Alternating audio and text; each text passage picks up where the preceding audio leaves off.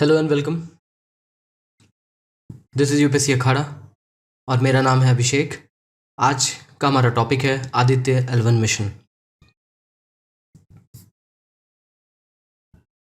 Aditya L1 mission का confirmation आ गया है लॉन्च डेट का, विच इज़ 2 सितंबर।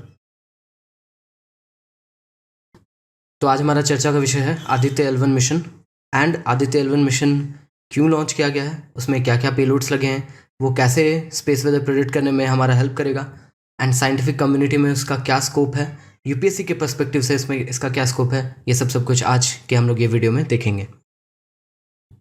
सबसे पहले हम लोग ये समझते हैं कि ये आदित्य L1 मिशन है क्या। ये भारत का पहला सोलर स्पेसक्राफ्ट मिशन है। मतलब इसरो ने अभी तक कोई भी स्पेसक्राफ्ट या ऑर्बिटर या प्रोब कुछ भी सन की ओर नहीं लॉन्च किया है, ये पहला है। नासा ने कर रखा है, नासा का पार्कर प्रोब रिसेंटली न्यूज़ में था, ईएसए का अपना सोलर ऑर्बिटर था, बट ये इसरो की तरफ से ये पहला है।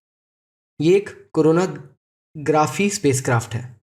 कोरोनाग्राफी का मतलब होता है ये हमारा सन है अगर, तो इसके चारों ओर जो सन का एटमॉस्फेयर है जो काफ़ी ब्राइट होता है उसको हम लोग कोरोना बोलते हैं। This part is known as corona. So इसका कोरोनाग्राफी का क्या मतलब हुआ, बेसिकली ये सन के सरफेस को इस डायरेक्टली नहीं व्यू करेगा एंड उसको डायरेक्टली कोई मतलब नहीं है, वो सिर्फ सन के एजेस से वो सन के सरफेस को स्टडी करेगा, कोरोना के थ्रू सन के सरफेस को स्टडी करेगा। ये 2 सितंबर को लॉन्च होगा। किसके थ्रू? PSLV XL। इसके अलावा और क्या हमारे पास है? GSLV भी है। GSLV का जो थर्ड जन है GSLV 3, उसे क्या नाम रखा गया है? LVM 3। ओके, ये एक्स्ट्रा इन्फॉर्मेशन मैं यहाँ पे देता रहा हूँ, बट ये GSLV जो अभी भारत का सबसे मोस्ट पावरफुल रॉकेट है, हम लोग उससे लॉन्च नहीं कर रहे हैं, हम लोग PSLV से ये प्रोब लॉन्च करेंगे। जो आदित्य L1 में आदित्य शब्द, ये असल में संस्कृत का है, संस्कृत वर्ड है which means sun. Aditya L1 के ऑब्जेक्टिव क्या क्या है? आदित्य L1 के की साइंटिफिक ऑब्जेक्टिव्स हैं सोलर विंड एक्सेलरेशन जो होता है वो उस पर वो स्टडी करेगा, कोरोनल मैग्नेटोमेट्री पे, origin and monitoring of UV solar radiation जो बहुत इंपॉर्टेंट है अर्थ के लिए भी, एंड सबसे इंपॉर्टेंट एस्पेक्ट जो वो स्टडी करेगा वो है अर्थ, वो है सन का मैग्नेटोस्फेयर। वो ये सब कैसे करेगा?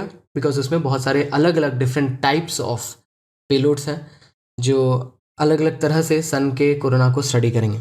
हम लोग वो भी पेलोड्स भी अभी देखेंगे क्विकली। इसमें से बहुत सारा जो फिनोमिना है वो अच्छे से अभी भी वेल अंडरस्टूड नहीं है।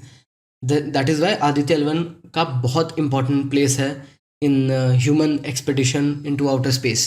ये पूरे ह्यूमैनिटी के लिए बहुत इंपॉर्टेंट है बिकॉज बहुत ही कम स्टडी किया गया है हमारे सन को सो फार। इसे किस ऑर्बिट में डाला जाएगा?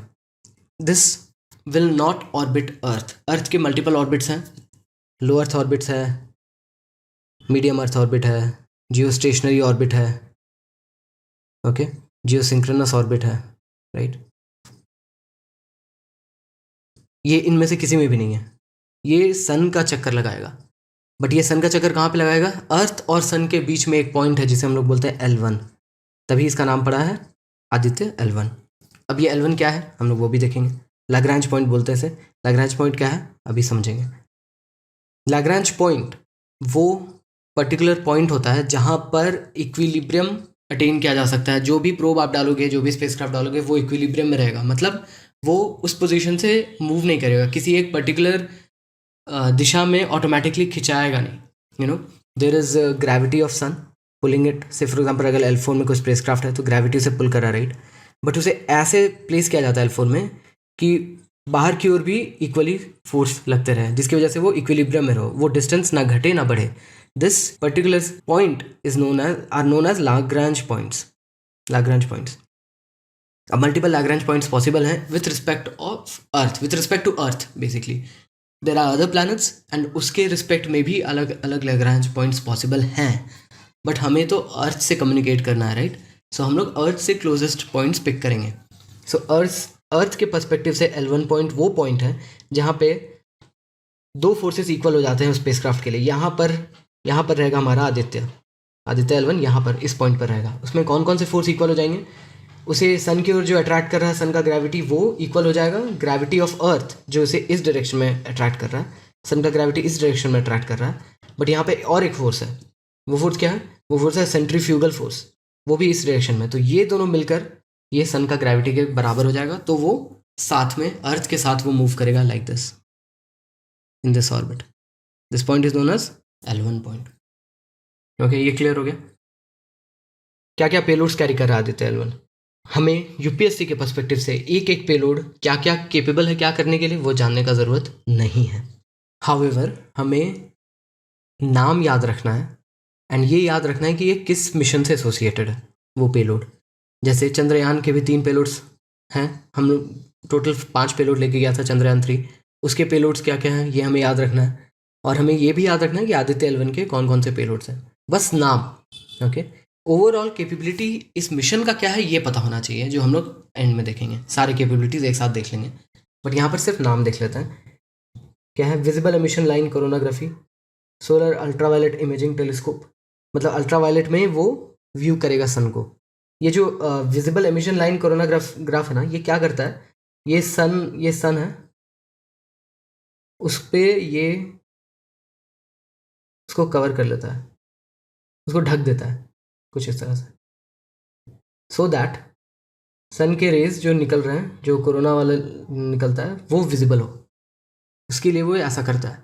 वो मेन सन बहुत ब्राइट है, सन इज टू ब्राइट, वो कोरोना उसके सामने दिखता नहीं है। So to look at corona, to look at solar winds, one has to block the sun. तो वो यही काम करता है, वो सन को ब्लॉक कर देगा, इसलिए कोरोना इमेजिंग में वो यूज़ होता है। और भी पेलोड्स हैं, सोलर लो एनर्जी एक्सरे में वो व्यू करेगा सन को। High energy L1 orbiting X ray spectrometer, ASPEX Aditya solar wind particle experiment basic. अगर सोलर रिलेटेड कोई पेलोड होता है, मतलब आप सुनोगे अगर ये एग्जाम में पूछता है, एस क्विकली एसोसिएट कर लेना है with Aditya L1। Plasma analyser package for Aditya, ये तो आदित्य नाम ही है, इसमें और इसमें दोनों में नाम है। Advance try axial high resolution digital magnetometer. आप टेंशन मत लो इस चीज़ को लेकर एग्जाम में कि यूपीएससी के एग्जाम के पॉइंट ऑफ व्यू से कुछ भी शॉर्ट फॉर्म नहीं बोलेंगे वो लोग फुल नेम देंगे एग्जाम में। हम लोग एक मेंस का क्वेश्चन देख लेते हैं इस पर्सपेक्टिव से, because UPSC science and technology में यूजुअली इस तरह की चीज़ें पूछता है। What are some of the objectives of Aditya L1? How can this mission help predict space weather? आप पॉज करके इस क्वेश्चन को अटेम्प्ट ले सकते हो, मैंने बताया है स्टार्टिंग में ही। आप पॉज करो, 7 मिनट्स दो खुद को, 7 मिनट्स में आंसर लिखो। मैं मॉडल आंसर अब दूंगा। क्या क्या ऑब्जेक्टिव है आदित्य L1 के? मैं इंट्रोडक्शन यहाँ पे नहीं लिख रहा हूँ, आप इंट्रोडक्शन लिख सकते हो खुद से। ये इंट्रोड्यूस करते हुए आदित्य L1 इंडिया का पहला सोलर स्पेसक्राफ्ट है, उसी से बस एक सेंटेंस में इंट्रोडक्शन हो जाता है। ऑब्जेक्टिव्स क्या क्या है? प्राइमरी गोल है studying the sun's outermost layer, the corona. Okay, it aims to enhance our understanding of the sun's influence on space weather. The mission seeks to investigate the origin of solar wind, the acceleration of solar particles, and the heating mechanisms of the corona. Basically, सन का कुछ part, outer part, कुछ बहुत ज़्यादा temperature पे है, and कुछ part जो corona है वो काफ़ी कम टेम्परेचर पे है। जो कम बोल रहा हूँ मैं वो 10,000 डिग्री सेल्सियस है actually, but lakhs of degree Celsius है थोड़ा ही इन डेप्थ से जाने पर। तो उतना सडन टेम्परेचर ड्रॉप जो है, उस ड्रॉप को वो स्टडी करेगा। सो हम लोग, मैंने उसे कैसे लिखा in the answer, it will seek to understand the heating mechanism of the corona. It aims to observe and analyze transient events such as solar flares, coronal mass ejections. ये याद रखना है, CMEs क्या है? coronal mass ejections.